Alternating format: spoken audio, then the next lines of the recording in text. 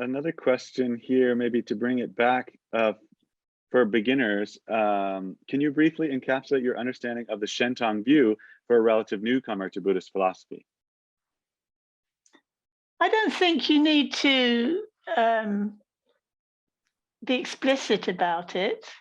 And I don't think you even need to call it Buddha nature, because it's a bit early. People have no idea what a Buddha is. And I had that difficulty when I was out in India, that I didn't know what a Buddha was. And yet I was talking about Buddhas all the time and being told to pray to Buddhas. I didn't know what they were. So I don't think that's a very sensible approach. So in a way, I am teaching Buddha nature. I'm that's the only thing I'm teaching, really. But I don't need to call it that, because the goodness you feel in your heart, and the strength and the power and the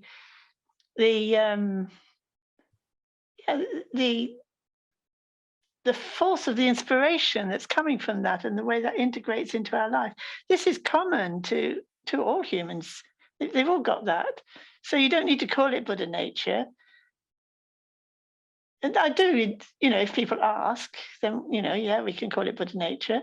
But rather than trying to say, oh, what is Buddha nature? I'm trying to get them to understand their nature, because if they understand their nature, they're understanding Buddha nature. So that's how I approach it.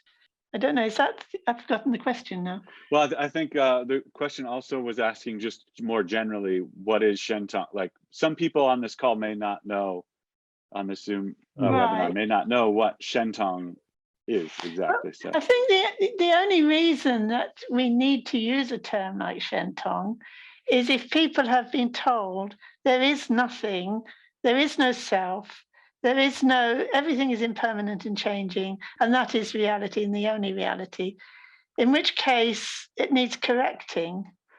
And then you need to say, well, that would be a Rangtong view. And it just shows what you're looking at and constructing is false. And if you sit in your formless meditation and you look, just keep looking at your experience and see if you can find anything that's like that. And then also see if you can find anything that actually is like open, clear, sensitive, that's always there. Can you find something like that? And then see what they report. And in that sense, they're making the distinction themselves from their own experience. And at some point, if they say, well, what's Shentong? You say, well, that true nature of your own being is empty of anything that, everything you think is blocking it. When you look at it carefully, it's not really there. So it's empty of those things that you thought were there and weren't. Something like that. Okay. But I must say, it's not easy. It's not easy to talk about Shentong, to be honest.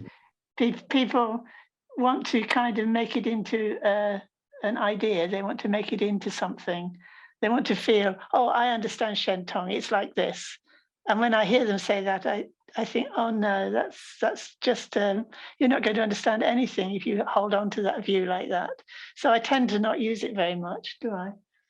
I tend to not use it very much. But if I'm having to teach something more textual or doctrinal, I have to use it. And then I notice just how difficult it is to get people to make that, because people don't understand Nishpapancha. They don't understand unless they're practicing, and they've practiced a lot and they've practiced a long time, unless they've got the right kind of faith and the right kind of conditions, then they're always going to grasp at an idea. They're always going to call it a theory or an idea, and they're always going to try to grasp it.